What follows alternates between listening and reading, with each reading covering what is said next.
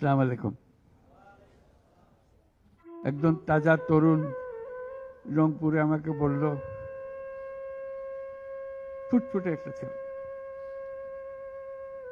Sir আমি সারা জীবন cricket খেলতে চেয়েছিলাম, ক্রিকেটার হব। এখন দেখেন আমার পাটা কেটে ফেলেছে। ওই পা রাখার উপায় ছিল না।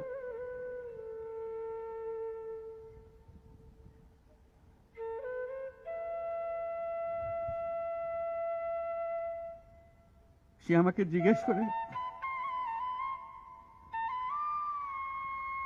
স্যার আমি ক্রিকেট খেলবো কি করে?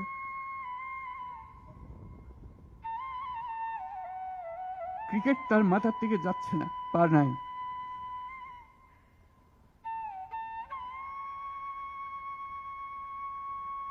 যতবার দেখি ততবার মনের সামনে প্রশ্ন জাগে। এটাই আমরা বাংলাদেশ বানিয়েছিলাম, যেতগুলো তাজা প্রাণ তাদেরকে ছেড়ে চলে যেতে হয়েছে।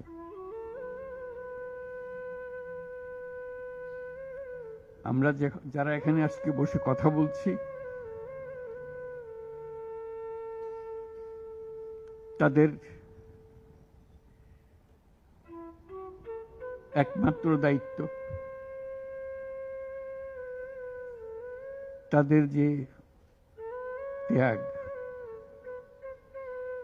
যে জীবনের বিনিময়ে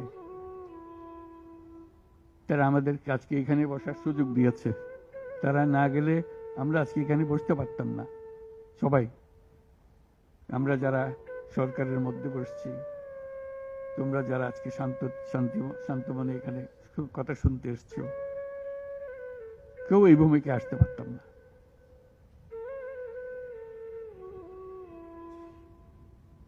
কালকে একটা হাসপাতালে গেলাম, আবার সেই দৃশ্য, কচি কচি প্রাণ, মাথার খুলি উড়ে গেছে, মাথার অর্ধেক নাই, গুলি মাথার ভেতরে রয়ে গেছে।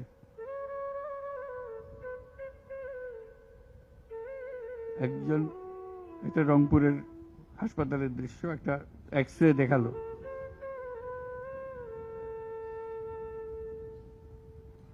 মানে দাগ, অসংখ্য ছোট ছোট ছোট ফুটে করা ছবি। আমি বুঝতে পারতেছিলাম এটা কি দেখাচ্ছে আমাকে। আমি জিজ্ঞেস করলাম এটা কি? যেগুলো গুলি তার শরীরে এখনো রয়ে গেছে, সে বেঁচে আছে, রাবার ব্লাড।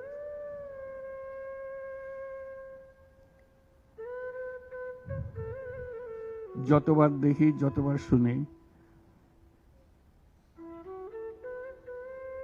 আবার নতুন করে প্রতিজ্ঞা করতে হয় যে স্বপ্নের জন্য যারা প্রাণ দিয়েছে, সেই স্বপ্নকে আমরা বাস্তবায়ন করবই। এটার থেকে আমাদের বেরিয়ে যাবার কোনো উপায় নেই। আমাদের যোগ্যতা না থাকতে পারে, আমাদের ক্ষমতা না থাকতে পারে,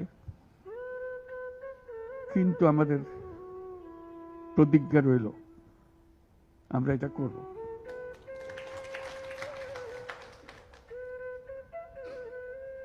আমি খালি দেখি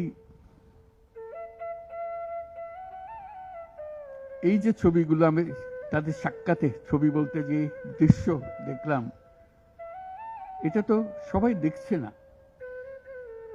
যারা হাসপাতালে আসছে তারা দেখছে, প্রতিদিনের ঘটনা, একবারের ছবি না। মানুষকে এটা তো জানাতে হবে, বোঝাতে হবে যে কি এর পেছনে কি ছিল। মানুষ এমনিতেই তোমাদের পেছনে অত্যন্ত উৎসাহ সহকারে যোগ দিয়েছে, এটা কোনো তাকে কেউ স্লোগান দিয়ে, কেউ হাত বুলিয়ে বলেছে এই কথা না, কারণ তার মনের সঙ্গে তোমার মনের একেবারে সোজাসুজি মিলে গেছে। দেশের মানুষ যা চায় সে কথাটা তোমরা স্পষ্টভাবে বলেছ, তোমরা প্রাণ দিয়ে বলেছ। তোমাদের যে সম্বল ছিল সেটা একমাত্র সম্বল ছিল তোমাদের সাহস, তোমাদের শরীর। এইটাই তো একমাত্র জিনিস আমরা দিয়ে দিতে পারি। কিন্তু আমরা যে লক্ষ্যে পৌঁছতে চাই সে লক্ষ্যে আমরা পৌঁছবো, এটাই ছিল তোমাদের প্রতিজ্ঞা। সেজন্যই ওরা তোমাদের কাবু করতে পারে না। এই সাহস যেন তোমাদের স্থায়ী থাকে, এটা কোনো কালে কোনো কারণে যেন এটার থেকে কমতি না হয়। এর আগামীতে যাত্রা দূর হোক, এটা সহজ কাজ না। এই যে বারে বারে আমরা বলছি, তোমরা বলছো এত বছরের জঞ্জাল, যে আমাদের পায়ে এত বছরের শৃঙ্খলা পুড়িয়ে দেওয়া হয়েছে, শৃঙ্খল পুড়িয়ে দেওয়া হয়েছে। সেই মাথার ভেতরে যে শৃঙ্খল বেঁধে দিয়েছে, কাজের মধ্যে যে শৃঙ্খল বেঁধে দিয়েছে, সেগুলো সব কটা থেকে আমাদের মুক্ত হতে হবে। তাহলে আমরা একটা নতুন জাতি হিসেবে জন্ম লাভ করব। তোমরা এই সাহস দেখাবার আগে আমরা একটা দুঃস্বপ্নের মধ্যে ছিলাম, যেটার কোনো সমাপ্তি নেই। এই দুঃস্বপ্ন কঠোরতর হয়েছে। আমরা একে একে সব হারিয়ে ফেলেছি, দেখতেছি সব যাচ্ছে, কিন্তু টুক করে শব্দ করার সাহস আমাদের হচ্ছিল না। সবাই মেনে নিচ্ছিল যে যেভাবে হোক কোন রকমের সামাল দিয়ে চলা, যতটুকু না হলে নয় সেটুকু করে দেওয়া, তবু জীবনটা কাটিয়ে দেওয়া। এটাকে উল্টে দেওয়ার কথা কেউ চিন্তা করে নাই। এটাই ছিল আমাদের দুঃস্বপ্ন। আমাদের হাত পা ছিল অবশ। এই দীর্ঘ 16 বছরের দুঃস্বপ্নের মাঝখান দিয়ে হঠাৎ করে তোমরা আওয়াজ তুললে, না আমরা জেগে উঠবো, এই দুঃস্বপ্নের ভেতরে থাকবো না। যে সাহস তোমরা দেখালে, যে ত্যাগ তোমরা করলে, হঠাৎ জাতি দুঃস্বপ্ন থেকে জেগে গেল। দেখে আরে সব তো আমাদের হাতের বাইরে চলে গিয়েছিল, আমাদের চিন্তার বাইরে চলে গিয়েছিল, এখন আমরা আবার সোজা হয়ে দাঁড়াবো। এই দুঃস্বপ্ন ভেঙে দেওয়ার যে সাহস তোমরা দেখিয়েছ, তার জন্য সারা জাতি তোমাদের কাছে কৃতজ্ঞ। আমাদের চেষ্টা হলো